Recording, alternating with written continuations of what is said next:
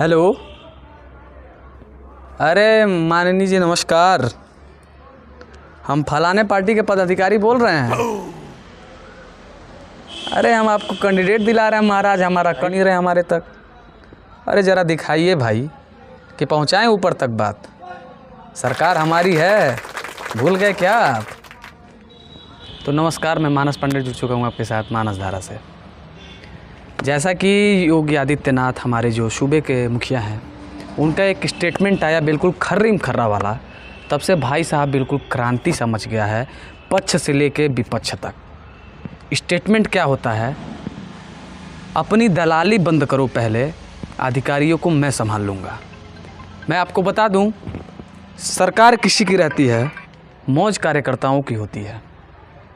Samajwadi party जो इससे पूर्व सत्ता में थी, कहा जाता है कि उसको रूलिंग पार्टी वो इसलिए नहीं बन पा रही है क्योंकि भाई साहब उसमें कार्यकर्ताओं का वर्चस्व था। वही वर्चस्व ख़त्म करने के लिए योगी आदित्यनाथ अपने पार्टी के पदाधिकारियों को लगातार एक्शन रोल में दिखाई दे रहे हैं। कुछ दिन पूर्व ललितपुर दौरे में योगी आदित्यनाथ से एक नेता अपनी फरियाद लेके जाते हैं और कहते हैं, महाराज जी ऐसी ऐसी समस्या आ रही है यहाँ पे, अधिकारियों का धनुगाई बिल्कुल चरम सीमा पे है। तभी मुख्यमंत्री वहाँ पे गुस्से से आग बबूला हो जाते हैं और कहते हैं कि तुम लोग अपनी दलाली बंद करो, अधिकारियों को मैं संभाल लूँगा। हमारे कहने का सारांश ये है कि पार्टी किसी की हो, Bharatiya Janata party, Samajwadi party, Congress party, किसी का भी रूलिंग पार्टी जब चलता रहता है तो उनके कार्यकर्ताओं का ये आम आचरण होता है। और जिसको बिल्कुल खर्रीम खर्रा योगी आदित्यनाथ कह दिए तो कार्यकर्ताओं को मिर्ची सा लग गया और भाई साहब विपक्ष को तो मज़ा ही आ गया। रीढ़ की हड्डी कहते हैं जिन कार्यकर्ताओं को, जब कार्यकर्ताओं को ही ऐसी बात की जा रही है तो ये मौका बहुत शानदार है, इस पर चौका मारा जाए। और तभी से लगातार सभी कार्यकर्ता गुस्से में आग बबूला दिखाई दे रहे हैं और लगातार फेसबुक पे अपना पक्ष दिखा रहे हैं। पर आप ज़रा एक बार बताइए, आपको तो ये बिल्कुल ही बहुत अच्छे से पता होगा कि मैं किसी पार्टी का पक्ष नहीं रखता हूँ, पर जो जेन्युइन बातें हैं जिसके चलते अभी तक समाजवादी पार्टी अपने सत्ता से दूर है, वो समस्या जब एनालिसिस पार्टी करती है तो उसमें डिफ़ाइन होकर ये चीज़ आता है, ये बात आती है सामने कि कार्यकर्ताओं की जो गड़बड़ छवि होती है, इसको देख के जनता बहुत ही ज़्यादा नाखुश थी और वो अपने आगे समाजवादी को नहीं देखना चाहती थी।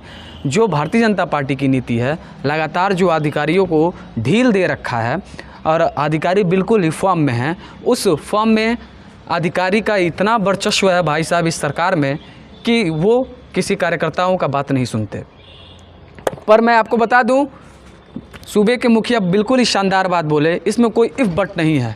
लेकिन वहीं दूसरी तरफ अधिकारियों का अगर रवैया देखा जाए तो उनका भी रवैया बिल्कुल चरम सीमा पे है और वो कार्यकर्ताओं का, मीडिया बंधुओं का, या फिर जो भी जनता के लिए लड़ते हैं, जनता के लिए अपनी बात को आगे रखते हैं, उनका भी वैल्यू अधिकारियों की नज़र में 0% है। तो महाराज जी आपने ये बात तो सही कहा कि आप अपनी दलाली बंद करो, बाकी अधिकारियों को मैं संभाल लूँगा। अगर आप अधिकारियों को संभाल पाते तो ये दलाली की नौबत ही क्यों आती, ये दलाली शुरू ही क्यों होता जब आपके अधिकारी ये बेहतर होते, जब आपके अधिकारी भ्रष्ट ना होते। एक मेरा ये सीधा सवाल है और इस सीधा सवाल का जवाब मैं आप सभी से जानना चाहूँगा। और सबसे पहले तो मैं आपसे एक विनम्र निवेदन करना चाहूँगा कि वीडियो को ज़्यादा से ज़्यादा शेयर करिए ताकि हमारी बात आला अधिकारियों तक पहुँच सके, कि हमारी बात को भी लोग सुने और जानने की कोशिश करें। जब तक हम किसी से कोई सवाल नहीं करते तब तक हमको उसका जवाब नहीं मिलता। तो कितनी हमारी पूरी बातों का कितना इफ़ेक्ट पड़ेगा और आपका मत क्या है, कमेंट बॉक्स में ज़रूर बताएं। बहुत बहुत धन्यवाद। बन रही हमारे साथ और देखते रहिए मानस धारा।